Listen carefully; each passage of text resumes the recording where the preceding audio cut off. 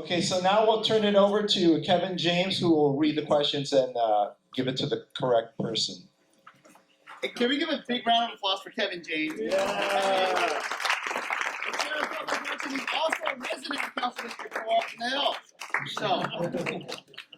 So, real quick, everyone that's here, so we know which departments are represented, instead of calling your name, by letting people know which department I'm going to go to, it helps educate folks a little bit if they're not sure which department to go to get their questions answered. So let's just go around the table here for everyone that's representing a department in the city of Los Angeles. Next to Street Services, next to the one from Animal Services. Go ahead. Ron Tull, Bureau of Street Services, Urban Forestry Division.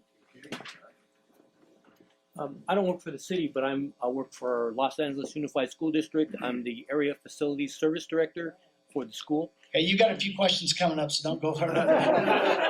Yes, sir. Okay, I'm Robert Delgado. I'm representing LA Unified School District 2. Okay. All right. Wonderland. Yeah, my name is Sean Tier. I'm principal at Wonderland Elementary. Okay. Sean, good to see you. Hello, everybody. Lamont Douglas, also with LA Unified School District. I'm Jan Davis. I'm the administrator for operations for Local District West, which is the services of the whole west side of LA Unified School District. I'm Tammy Ramirez. I work with School Board President Steve Zimmer from LAUSD. With the LAUSD, anybody here from Building and Safety? Okay. With the LAUSD representation that's here, is there anyone that would, we didn't give you a chance to give a few minutes of an overview of what LAUSD is doing. Anybody want to do that to just take just a few minutes before we get to some of the questions? Okay, I would appreciate it. Sorry about that. That's right. Yeah.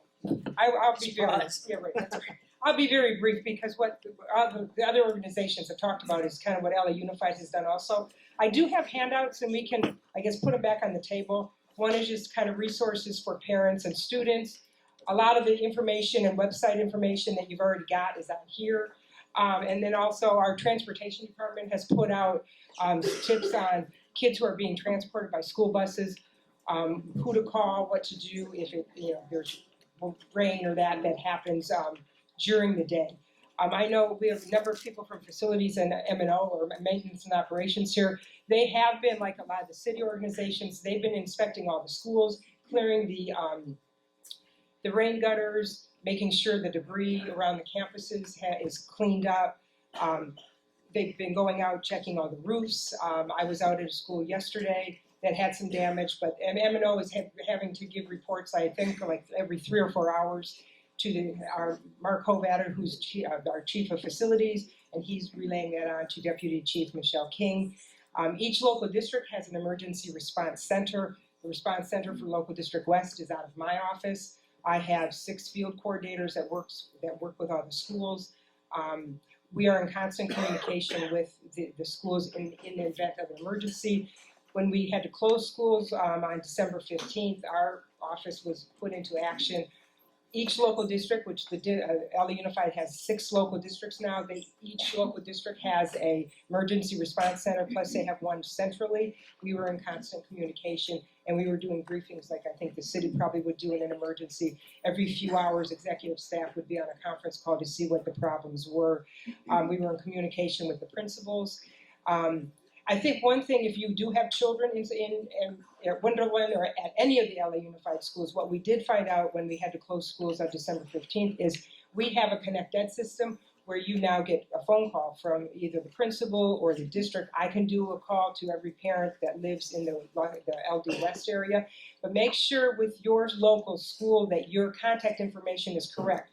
We got concerns from parents that the phone message went to their home number if they still have a landline instead of their cell number, but that's what's on record at the school. So I would urge you to make sure that whatever number you want to be called on, the school has that correct number so they can update their system because it's all kind of interconnected. But we are looking at all the schools. They all have emergency plans. They have emergency supplies.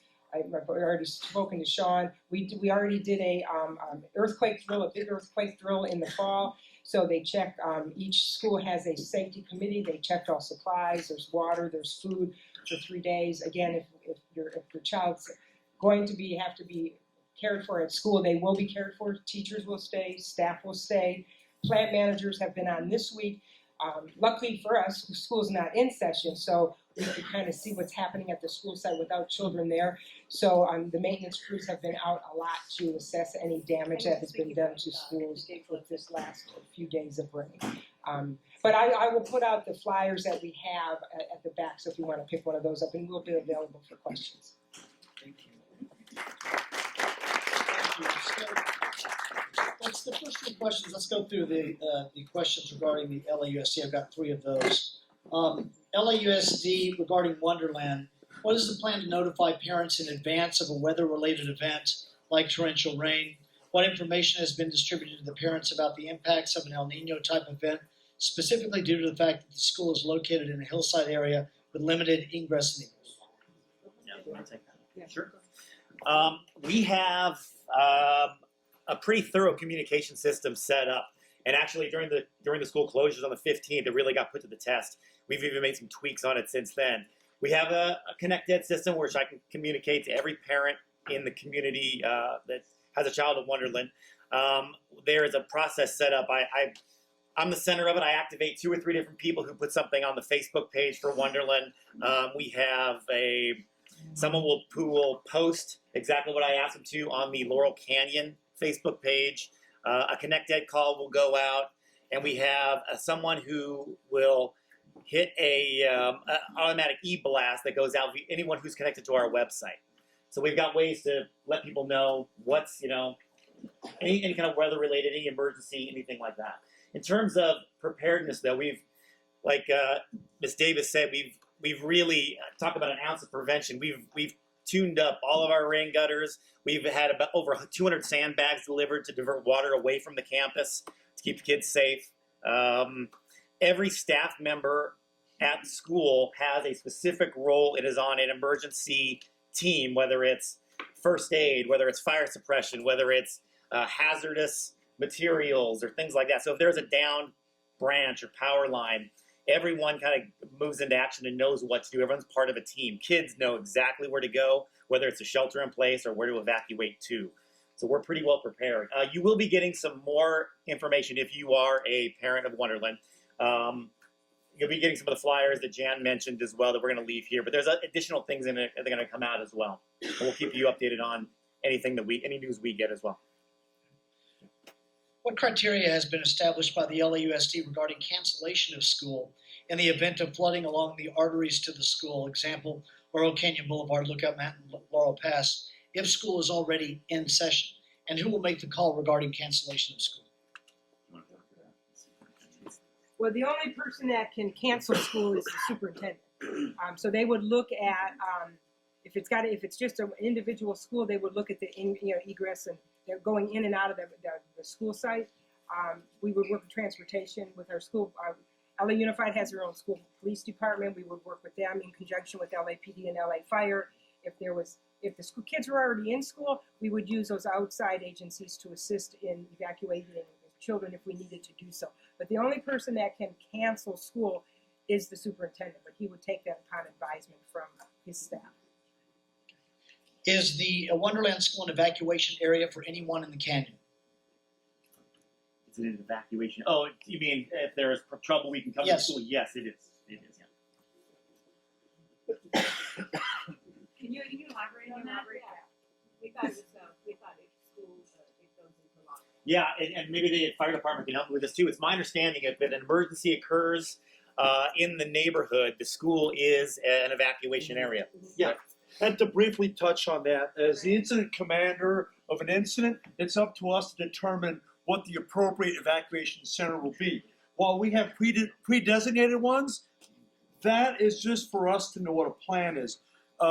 Most likely in events, we like to get folks a little bit farther away, and we don't like to impact elementary schools also, just so you know. That's kind of one of our criteria. So it is not necessarily a good habit to pre-think where you're going to go. Wait till we give you instructions. We communicate where the evacuation center are for any event clearly to everybody. And so, but, you know, if for any reason you needed a safety zone for immediate needs, I'm sure any public building would suffice. So, Thank you, Chief. Water and power question, Patrick. There are numerous trees this constituent has seen around the neighborhood close to power lines. What are the plans to preemptively cut those tree limbs in the Laurel Canyon area? Oh, I know.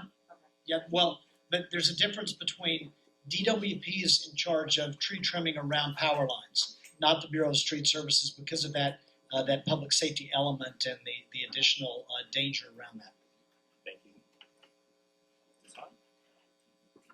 Am I right about that, Ron? Hello? Ron, am I right about that? You're correct, Yeah. Commissioner. Patrick, come on. Thank you, Commissioner James. You're absolutely right. DWP has dedicated rights of way through which its power lines run. And within those areas, there's supposed to be a 10-foot buffer on each side of the power lines. That's to avoid if the winds blow, that they don't make contact and ground out or short out the power lines. Although I will, also engage our urban forester here and see what he'd like to say about trees. Some strange things have happened with the long persisting drought, in that the root systems of a lot of trees have been kind of shallow and weakened, and as the dry weather persists and then it suddenly gets wet, they suck up a lot of water, the trees get heavy and they fall over. So that's been sort of something you can't identify and mitigate for on the front end, because it's hard to know, if a tree's in that sort of situation. But what is DWP doing about it? Again, with the mayor directing every department and the council members as well. Our general manager, Marcy Edwards, has directed our power system personnel to go through on a preventative basis and identify those corridors that I described, those rights of way through which the power lines run, and maintain those 10-foot buffer zones. That's an ongoing process, because trees, they're dynamic, they're organic, and they're always growing into the right of way, and then it's an extensive footprint. But in advance, where they're aware of it and have evaluated it, they've cut those back. But we, as I described earlier, the 1-800-DWP number, and also DWP.com, also the 311 app that Commissioner James described earlier. By all means, download that. You can cite areas for service calls. And, we talked about community earlier. We have fantastic community and very observant Angelinos, which is good. We love that engaged citizenry because they're force multipliers for us doing our work. And so, by all means, please share those tips. And the more precise you can be, from this address to this address, there's a power line with 3 lines up there, and please come out. Here's my contact info for follow-up, and I'd like someone to check it out, and they will.